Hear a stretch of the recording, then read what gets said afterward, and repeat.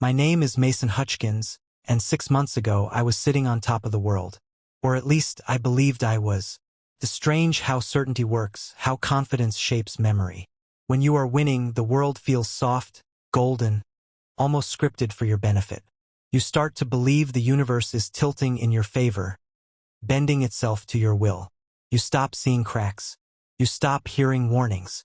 You stop believing that anything can touch you. 6 months ago, I was the man mothers pointed out to inspire their sons.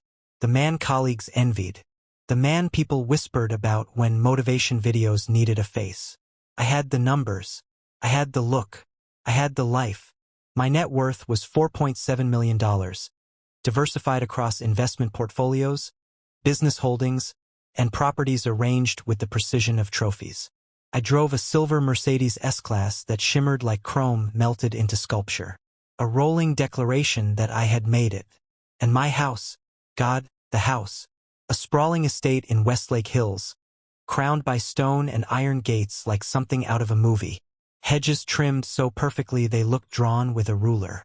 A driveway that curved like a private road. Inside, slate floors, marble counters, floor-to-ceiling windows catching sunsets that spilled across the living room like molten gold. I walked those halls like a king. People admired me. People respected me. People envied me. But none of them mattered the way one person did. My son. My boy, Jack. 10 years old, with hair permanently messy no matter how many times I tried to flatten it, and a grin that could make the darkest room brighter. His belief in me was unshakable. He looked at me like I wasn't just his father. I was the embodiment of every superhero he'd ever seen. With him, I wasn't rich because of cars or property or status. I was rich because of how he saw me, and I believed him. But life will always remind you that you are human. And it never asks permission. Things change. Markets shift. Foundations crack. Comfort evaporates. And when it leaves, it doesn't leave quietly. Now here I am, standing outside the Samsung semiconductor plant in Austin, Texas. But not as a millionaire. Not as a man draped in success. Now I am wearing jeans bought for durability, not brand. A flannel shirt washed so many times the color is fading. Boots meant for concrete and mud, not marble floors. The air smells different when you fall. It's heavier. It sits differently in your lungs. In my hand, I hold a sheet of paper. Plain, thin, ordinary to anyone else, but powerful. A deed. A security guard stands 10 feet away. His name tag says Mark. His expression is professional but cautious. The look you give someone who has lost too much and could do anything because of it. Sir, he says, voice careful. I'm going to need you to step back from the entrance. I nod gently. I know how I look. A man who used to command rooms now treated like a potential disturbance. I lift the paper slowly. Not in threat, but in clarity. Just call your legal department. Tell them Mason Hutchkins is here. He exhaled with the quiet frustration of someone who hears stories from broken men every day. Mr. Hutchkins, Samsung owns this property. I smile. Not arrogantly, not bitterly, just knowingly. Not the land, I say softly. Not the land. 6 months earlier, I owned 3 luxury car dealerships. Not dusty lots. Not bargain vehicles under bright flags. I sold dreams. Lamborghinis that roared like thunder across wide-open highways. Bentleys that glided like whispers in quiet moonlit neighborhoods. Porsches sculpted like masterpieces even while parked. My showrooms gleamed. Floors polished so smooth they reflected everything above them. The air smelled of leather and stitching oil. Lights calibrated to highlight every curve and contour on every machine. Those showrooms were temples. And every Saturday morning, they belonged to Jack.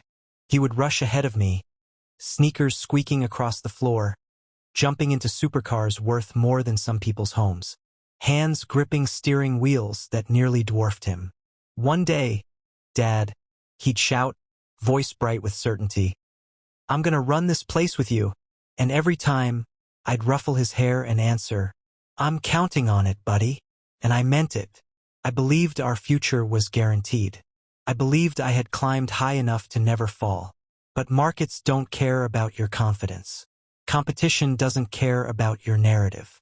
And time doesn't care about your plans. Tesla opened a futuristic glass dealership just blocks away. Their showroom looked like science fiction.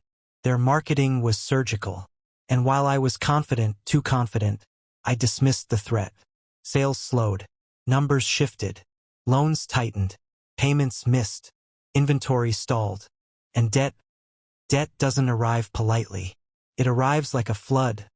Silent at first, then all at once. Then came the lawyers. The meetings. The letters printed in language designed to suffocate. And then came the divorce. Her name is Lauren.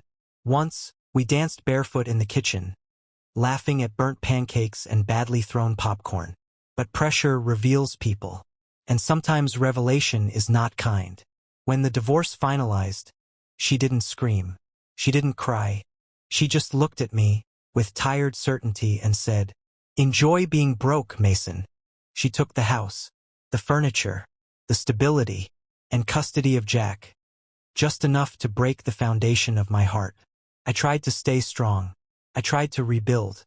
But poverty is not just lack of money. It is lack of self. I took any work I could find. Cleaning foreclosed houses. Scrubbing mildew off walls.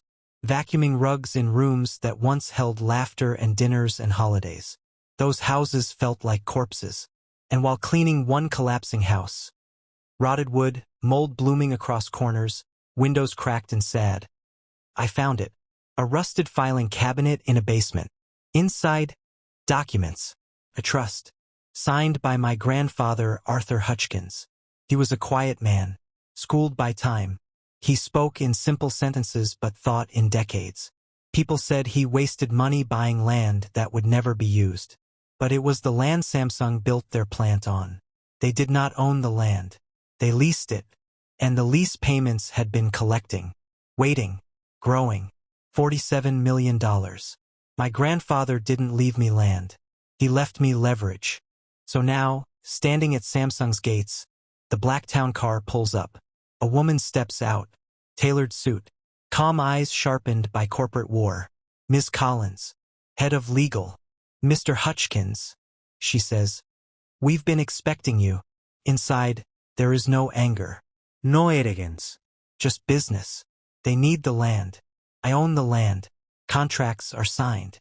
Terms established. Respect restored. Weeks later, in court, this time I don't shrink. The judge reviews the new financial stability. The home. The plan. The proof. Joint custody restored. The judge declares. Jack runs into my arms like gravity itself has been waiting. "Dad!" he says into my neck, voice shaking with joy. "Are we rich now?" I hold him close, breathing him in like oxygen. "We're not rich, Jack," I whisper. "We're wise now. I did not buy a mansion. I did not buy supercars. I did not try to look successful ever again. I bought a good house, a safe neighborhood, a backyard with a basketball hoop, a kitchen where we burn pancakes again. I built a youth center for kids who feel lost, overwhelmed, forgotten. Kids like I once was. Kids like I almost let my son become. Sometimes we drive past the Samsung plant. Jack looks at it with eyes full of understanding now. I tell him quietly, "Treasure isn't always shining, son. Sometimes it's buried where no one thinks to look." And he nods, because he knows. If something inside you stirred while reading this, if you remembered who you used to be, if you're standing in your own quiet collapse, listen carefully. Your story is not over. Your fall is not final. Your failure is not fatal. You are not done. Keep going. Keep digging. Your treasure might already be yours. You just haven't uncovered it yet. Like, comment, share. Be the reason someone keeps going today.